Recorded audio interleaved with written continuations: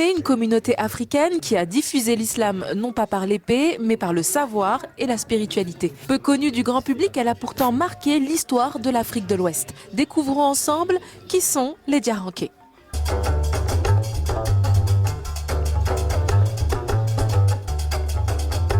Issus des Soninké, bâtisseurs de l'ancien empire du Ghana, ils ont pris une voie originale. Alors que leurs ancêtres étaient connus comme fondateurs de royaumes et commerçants, les Diaranké se sont distingués comme enseignants, médiateurs et guides spirituels. On les retrouve de la Guinée au Mali, en passant par le Sénégal et la Gambie, et ils sont parmi les premiers peuples noirs islamisés qui se sont imposés par leur autorité morale et leur rôle dans l'expansion de l'islam en Afrique de l'Ouest. Leur origine remonte au XIe siècle autour de Bemba Laye Souaré, un saint homme soninké qui aurait accompli 7 fois le pèlerinage à la Mecque avant de s'installer dans le bambouk entre le Mali et le Sénégal. Autour de lui naissent les premiers clans Diaranké. Souaré, Dramé, Fofana Guirassy et Fadiga, bientôt rejoints par d'autres familles comme les Silla ou les Diaby. Au XIVe siècle, sous l'empereur Mansa Moussa, le Mali devient un foyer majeur de rayonnement islamique.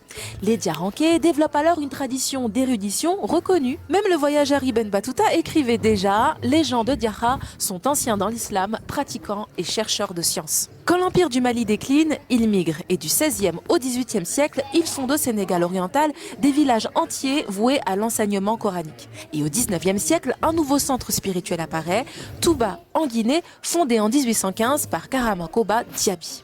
Mais leur histoire est aussi marquée par les épreuves. En 1911, l'imam Karang Sankoug, grande figure religieuse qui refusait de se soumettre à l'autorité coloniale, est arrêté par l'administration française. Cet événement provoque une nouvelle dispersion des Diaranké vers la Guinée-Bissau, la Côte d'Ivoire et d'autres régions. Leur grande force reste les écoles coraniques appelées Karanta. Pendant des siècles, elles ont formé des générations d'élèves à mémoriser le Coran, recopier les textes et maîtriser le droit et la grammaire.